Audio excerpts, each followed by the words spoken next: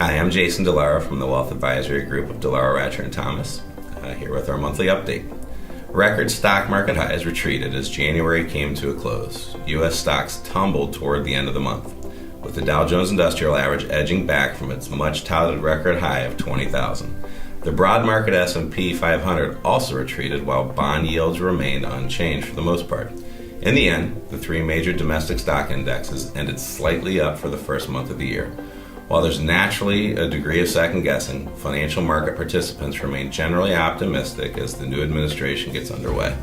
Recent economic data releases have been less important as investors are focused on the economy ahead. However, employment data may be the exception since the labor market plays a major role in the outlook for monetary policy. In the meantime, here's a look at what's going on in the economy and capital markets, as well as key factors we continue to monitor closely. On the economy, real GDP rose at a 1.9 annual rate in the initial estimate for the fourth quarter, but that understates the strength in the domestic economy. There's widespread agreement among economists that the economic growth will be limited by labor market constraints, and most economists, including ours at Raymond James, Chief Economist Scott Brown, have lifted their GDP forecast slightly since the election, although GDP is still expected to grow around 2% in 2017. Slower growth is considered by many to be the new normal as demographic shifts continue to affect the labor market constraints. Shorter term, improved consumer and business sentiment could lead to temporary rise in growth, but it's unlikely to be sustainable.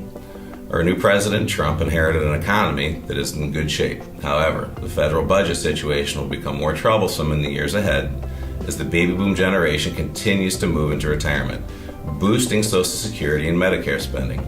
And that is before tax cuts, any additional spending on defense, and infrastructure.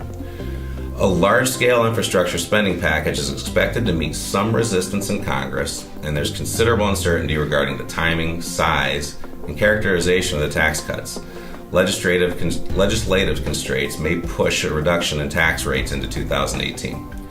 The Federal Open Market Committee meets February 1st, which should be uneventful.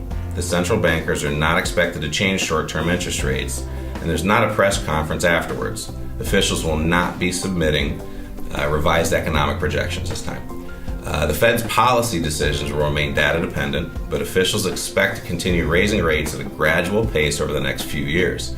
Scott Brown, our chief economist, notes that Fed governors appear to be a little more hawkish with their public comments than Chair Janet Yellen, more firmly in the camp that she sees the economy near full employment. However, it's likely that they'll bide their time to see what sort of fiscal policy stimulus we'll get. The bottom line, despite various uncertainties surrounding the current market environment, a well-diversified portfolio should serve most investors well as markets navigate the post-inauguration territory. When reviewing market activity and investment performance, it is important to keep your long-term objectives in mind when considering changes. As our chief strategist, Jeff Sott, notes, our country is amazingly dynamic, and the equity markets are only impacted by such events in the short term. Longer term, we remain confident that we're in a secular bull market that has years left to run. My name is Jason DiLauro. I'm with the Wealth Advisory Group, DiLauro, Wracher, and Thomas. All of our advisors welcome your phone calls and any questions that you may have.